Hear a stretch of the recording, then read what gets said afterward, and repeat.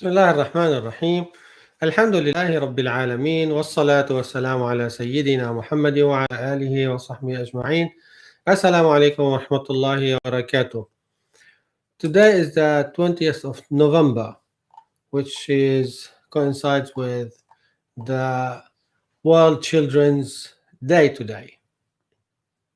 I'm pretty sure many of you have no idea that this is the World Children's Day today. When this was established in 1959 by the United Nations General Assembly, they adopted the Declaration of the Rights of the Child. And since that time, the 20th of November is the day of the children, if you want. So I was reflecting on this when I came across it, and I said, SubhanAllah, 1959, they started this. And Allah subhanahu wa ta'ala mentioned this 1500 years ago in the Quran.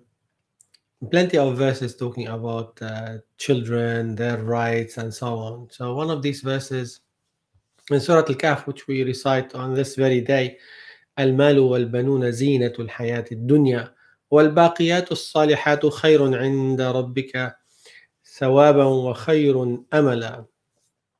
Wealth and children are the embellishment of the present life, but the things that last, the virtuous deeds, and are better with your Lord for reward and better for hope. And when we read in the Sunnah of the Prophet ﷺ regarding the children, there are set of rules and obligations and etiquettes we should follow. The Prophet ﷺ in the hadith which we narrated in Bukhari and Muslim عن عبد الله بن عمر رضي الله تعالى عنهما قال رسول الله صلى الله عليه وسلم كلكم راع وكلكم مسؤول عن رعيته الرجل راع على أهل بيته وهو مسؤول عن رعيته والمرأة راعية على بيت زوجها وولده وهي مسؤولة عنهم. So in the hadith that Abdullah bin Umar narrated radiallahu ta'ala anhuma, that the Messenger of Allah sallallahu alayhi wasallam says, each of you is a shepherd and each of you is responsible for his flock.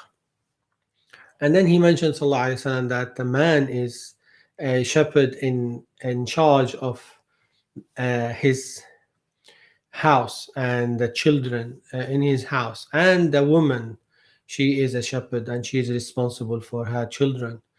So we see that plenty of narrations talking about looking after the children and nurturing them, whether it's education or emotional or social or well-being. It is an obligation to look after our children. And even Islam went beyond this. There are rights for the children before their birth, pre-birth rights we call it. And what are these pre-birth rights? Is to choose his mother or his father, to have the right choice. So when you choose the right one, because this is your shadow. After your death, your children will be your shade after death. And the Prophet ﷺ says in the hadith which narrated by Abu Hurairah رضي الله تعالى عنه ما من مولود إلا يولد على الفطرة فأبواه يهودانه أو ينصرانه صلى الله عليه وسلم. So Abu Hurairah narrated that the Prophet ﷺ said there is no child is born but has the Islamic faith, but it's his parents who turn him into a Jew or a Christian. So by default, Allah has created every child with the innate, the fitrah, to recognize the truth, to follow the truth. So it shows us here that yes, it's our right to choose the right parent to our children. And the children, it's their right to choose their mother the right mother for them, and the right father for them. So we have the pre-birth rights, uh, protection from shaitan, even when you have the intimate relationship to have a child, then there's a special dua you recite to protect that child from shaitan. Allahumma jannibna shaitan wa jannib shaitana ma razaqtana. So, oh Allah, protect us and protect what you will provide for us from shaitan. So protect our children from shaitan before even coming to this dunya yet. They are still in the unseen, in the ghaib. So we are preparing for them to come and to be protected. And we have children's post-birth rights as well, like when they are born.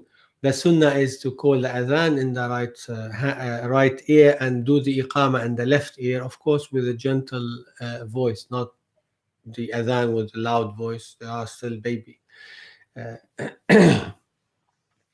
As well, we have the sunnah of tahniq. Tahniq is to have a date and put it in the mouth a bit, just to taste the sweetness of this date.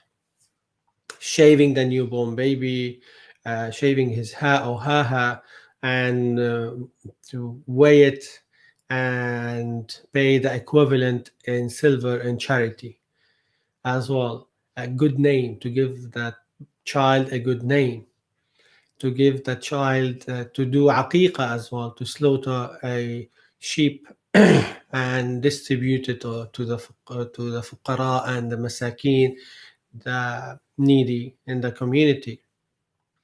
As well, the right of the children is breastfeeding. Of course, in the normal scenarios, some scenarios it's not possible, then that's an exception. But this is their right. As Allah stated in the Quran, والوالدات يرضعن أولادهن حولين كاملين لمن أراد أن يتم الرضاعة. Surah Al-Baqarah, Allah has mentioned that the mother breastfeed their children for 2 years to complete the age of breastfeeding. For those who want to complete it for 2 years, otherwise it's up to the scenario and circumstances. Custody and spending as well. This is their right to be loved, to be looked after, to care for them, and to nurture them, to teach them, to be their role model, to have a good environment around them, good education, introduce them to their iman, their deen, their salah, and so on. And the emotional and sentimental uh,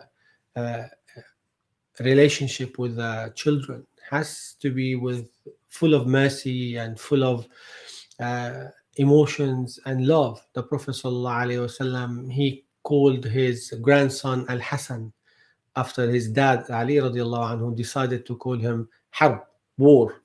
So he chose a nice, good name for them. And when he used to take them to the mosque, sallallahu alaihi wasallam, with him, they will jump on his back whilst he's in the sujood.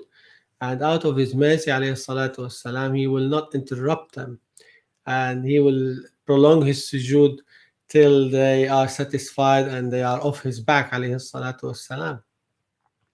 So yes, this is their right. That children, they have these rights over their parents. So we don't definitely just look after the children in one day, the 20th of November. It's all year long, all their life. We have to look after them, and our children are our future. So if we were to choose the right parents, the right mother, the right father, the right education, the right relationship, the right upbringing, then we are hopefully, inshallah, securing our future. And as well, don't forget that righteous children will benefit you not only in your life, as well after your death. As in the hadith, إذا مات ابن آدم انقطع عمله إلا من ثلاث. When the son of Adam passed away, his deeds will stop except of three things. And one of these three things, a righteous son or daughter making dua for him or her. So yes, uh, it's not one day we look after our children. No, but it's a reminder for those who are suffering, that we need to give them a hand. We need to help them, uh, provide good education for the children. Plenty of children are uh, without schools. Say in Syria, in Iraq, in Afghanistan, in the Uyghur children, uh, plenty of other children as well. They have no education. They have no access to education because of war, because of poverty, because of many things. So we need to do our best, inshallah ta'ala, to help those who are in desperate situation as much as possible. So it's a reminder for us to look after our children and try to help those around us whom we can support and help in this very day and across the year as well. But because today it's